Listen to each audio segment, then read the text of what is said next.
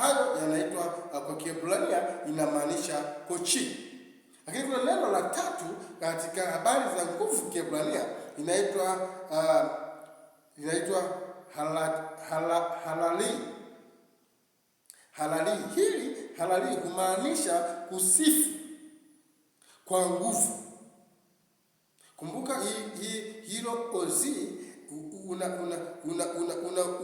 ni kumsifu Mungu kama nguvu yako. Unamsifu Mungu kama ndiye msaada wako. Unamsifu Mungu kama ndiye usalama wako. Unamsifu Mungu kama ndiye mlinzi wako. Unamsifu Mungu, hayo unayafanya. Kwa mujibu wa kitabu ya Zaburi nimezungumza. Lakini hii halali unasifu kwa shangwe, unasifu kwa kelele, unasifu kwa ushindi ambao wakati fulani huenda umepata.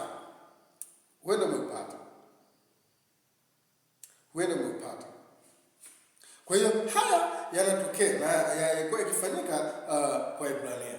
Hii inakuambia nini? Hii inakuambia kwamba katika safari ya maisha unahitaji nguvu iliyo nje ya uwezo wako. Unahitaji uwezo ulio nje ya uwezo wako. Unahitaji ujasiri ulio juu ya uwezo wako. Unahitaji mamlaka ambayo yako juu ya uwezo wako, ili kuweza kusonga mbele, ili uweze kufanikiwa, ili uweze kufanya mambo yako ya kiroho yafanikiwe. Ni lazima Mungu aliyekuumba akutie nguvu. Ni lazima Mungu aliyekuumba akupatie uwezo na ujasiri. Lakini pia neno hilo la nguvu, unapolisoma katika Kiebrania, Kigiriki, unapolisoma hilo neno nguvu katika Kigiriki, kuna maneno kadhaa. Kuna maana kadhaa, lakini maana ni moja, lakini yana maana, kuna vitu ambavyo vimeongezeka kwenye habari ya neno nguvu. Kuna wengine waliozoeka sana kwenye maandiko ilikuwa inaitwa dunamis. Dunamis ni nguvu ya pekee. Ni nguvu ambayo Mungu anaitoa, na aliitoa kipindi kile cha Pentekoste. Dunamis. Lakini pia kuna nguvu ambazo kuna maana nyingine unapokiachana na hiyo dunamis ambayo ni kama baruti ambayo Mungu anaitoa. Kuna neno linaitwa stelo. Hiyo inamaanisha ni nguvu. Neno stelo ni kutiwa nguvu, lakini kuna maana ya neno lingine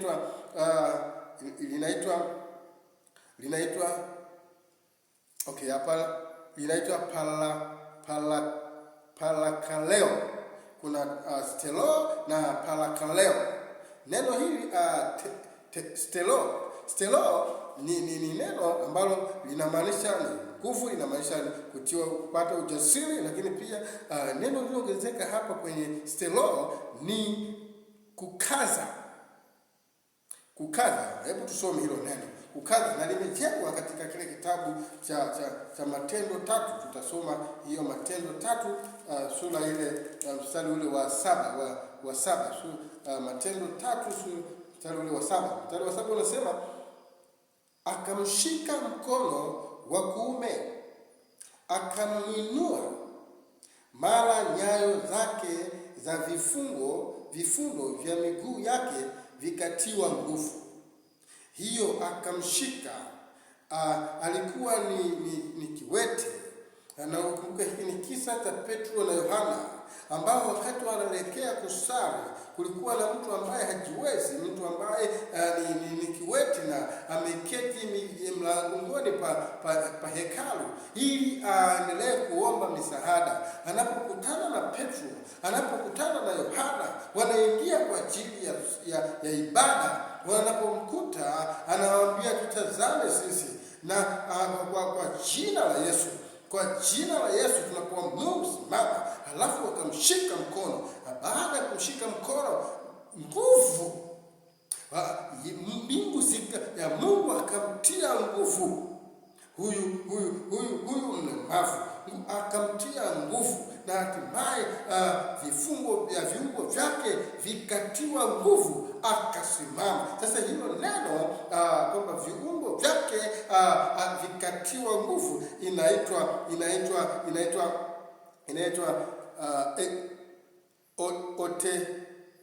inaitwa stelo. Hiyo kutiwa nguvu inaitwa stelo. Lakini pia neno lingine ambalo tumeliangalia hapa linaitwa parakaleo. Neno hili parakaleo anasema anakutia nguvu, lakini si kwamba anaishia tu kukutia nguvu na kukuacha. Atakutia nguvu na baadaye atakuwa karibu zaidi na wewe. Unajua Mungu anaposhughulika nao, unajua Mungu anapokuambia hiyo, anaposema kwamba mimi nitakutia nguvu, Mungu anaposema atanitia nguvu, haishi kunitia nguvu na kuniacha. Badala yake ananitia nguvu na hatimaye anaendelea kuwa nami. Na nakumbuka tumetanguliza na tumetembea pia katika masomo haya, akihakikisha Mungu anaposema usiogope, usifadhaike, mimi niko pamoja nawe, mimi ni Mungu wako. Leo anakuambia tena nitakutia nguvu, bado anamaanisha ukaribu, ataendelea kubaki kuwa na wewe. Ataendelea kubaki kuwa na wewe. Ni kweli kuna wakati fulani huenda unapitia changamoto, unaona mambo hayawezekani, yuko Mungu anayeweza yote. Ni kweli kuna wakati fulani kuna mambo unapitia, unaye mtoto wako nyumbani, huenda wakati fulani si kwa uwezo wako. Kuna wakati Biblia wanafunzi wa Yesu walikutana na Yesu, wakakutana na mtu ambaye ni kipofu, alafu wanafunzi wanamuuliza Yesu, sasa huyu shida ni nini? Unajua Israeli au Wayahudi waliamini ya kwamba mtu akizaliwa tofauti, mtu akizaliwa na baadhi ya viungo ambavyo haviko sawa, kwamba kuna dhambi imefanyika. Na kwa namna hiyo kuna mtu akaja kwa Yesu akiwa kipofu, alafu wakamuuliza Yesu, Bwana mkubwa, huyu shida ni nini? Ni yeye ama ni wazazi wake? Akina Yesu akamwambia, wala wazazi wake hawana shida na wala yeye hakuna shida, lakini ili kazi ya Mungu itendeke. Kwa hiyo kuna wakati fulani mbingu zinaruhusu haya mambo yatokee. Sasa usimnyanyase mtoto kwa sababu hajakamilika katika viungo. Usimnyanyase mwanadamu mwenzako kwa sababu unadhani ya kwamba wewe uko vizuri. Kuna wengine wanawanyanyasa wengine kwa sababu wao ni wazuri na wengine ni wabaya. Mwingine huenda macho tu yamekuwa makengeza kama ya Lea, anakuambia huyu macho yake hivyo, watu hawamjali, watu hawamsamini. Sikiliza, wengine huenda ni walemavu, ni kweli ni ajali imetokea, leo tunawanyanyasa. Mungu anayejua yote atawatia nguvu. Mungu anayejua yote atawajalia hekima. Mungu anayejua yote atawashika kwa mkono na atawainua, kama vile Petro na Yohana walipomshika yule mlemavu na hatimaye kumwambia simama kwa jina la Yesu Kristo wa Nazareti, na hatimaye akatiwa nguvu, akasimama, viungo vyake vikarejea, akasimama imara, akasimama wima, akashangilia kwa sababu ya ushindi. Wapendwa, asubuhi ya leo utapokea ushindi. Asubuhi ya leo pokea mibaraka ya kuwa mshindi. Pokea mibaraka ya kutokata tamaa. Mtazame Yesu msalabani. Mtazame Yesu aliyekufia. Mtazame Yesu ambaye daima yeye atakutia nguvu. Katika biashara atakutia nguvu.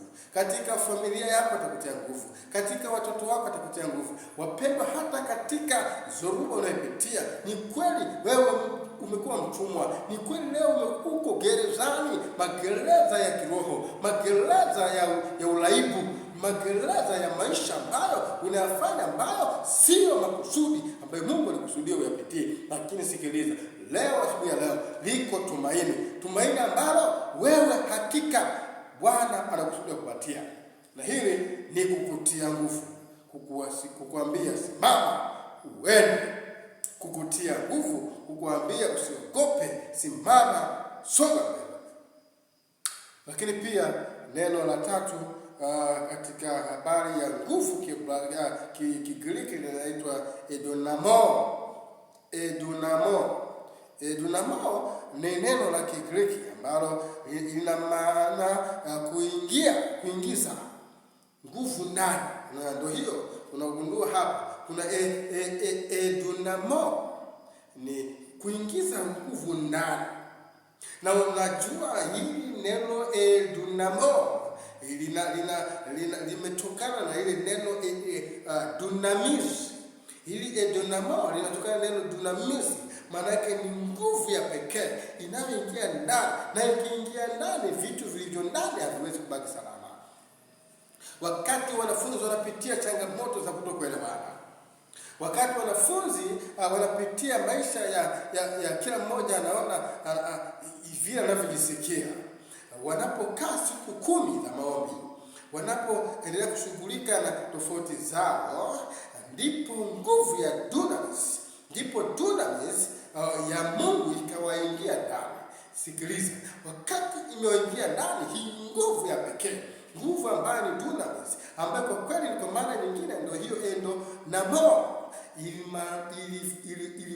ilipoingia ndani, ilikuwa ndani, iliingia ndani kwa ndani zaidi, na hatimaye kuondoa kila kitu ambacho kitawatenga wao na Mungu wao, kuondoa kila kitu ambacho watasimama, yaani kuondoa hofu ambayo wangeweza kusimama mbele za watu kwa ajili ya Yesu, na hatimaye wangewatishia, wangekimbia. Nakumbuka kijana mmoja ambaye katika miongoni mwa watu ambao wameandikwa katika kile kitabu cha kinachoelezea historia, kitabu cha Pambano Kuu, kinaelezea kijana mmoja ambaye anaitwa Jalome ni kijana ambaye baada ya kusikia habari za William Miller, lakini pia baada ya kusikiza habari za watangulizi wenzake, wakampokea Yesu, akaanza kuhubiri, akaanza kusimamia kweli, akaanza kuitetea kweli. Lakini kuna wakati akakamatwa.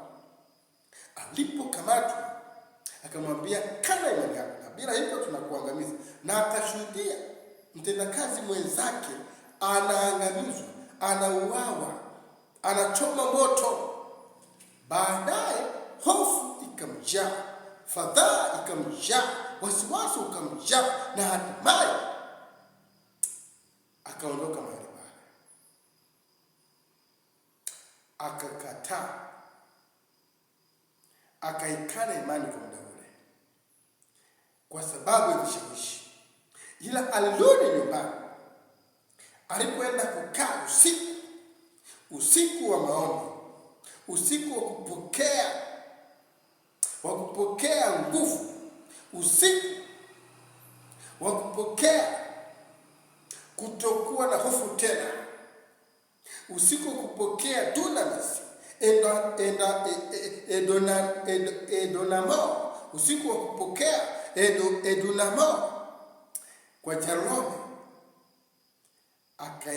akapata nguvu, akapata ujasiri, na akaenda akawaambia, siwezi kukata tamaa, sitaweza kukanusha hiki ninachokisimamia. Na hatimaye alikufa akiwa mfia dini. Hiki kinatokea baada ya kupokea nguvu, baada ya Mungu kukutia nguvu, baada ya Mungu kukujalia uwezo ambao uko nje ya uwezo wako.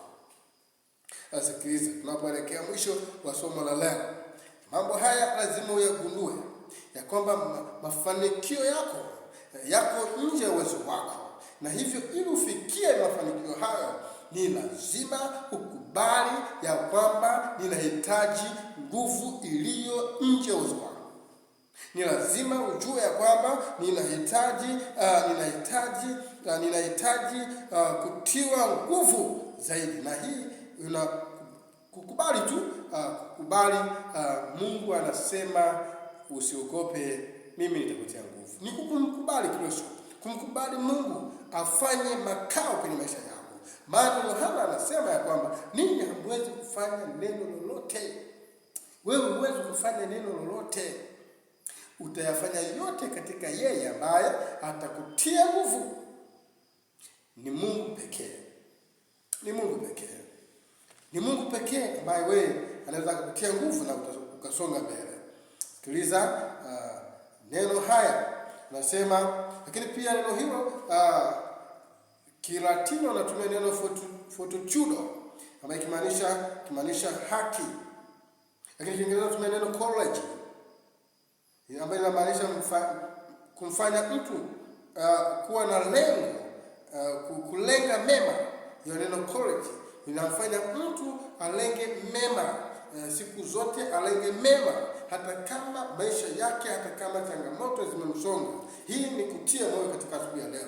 Hata kama ni kweli uko gerezani leo, huko gerezani uliko leo, huko gerezani uliko siku ya leo, hilo gereza unalopitia leo, huko kwenye biashara leo unapoelekea, huko kwenye kazi unapoelekea, hata kama kuna changamoto zitatokea, wewe unaona kama ni ngumu kwenye maisha yako, nikuambie unahitaji college, unahitaji unapaswa kulenga mambo mema.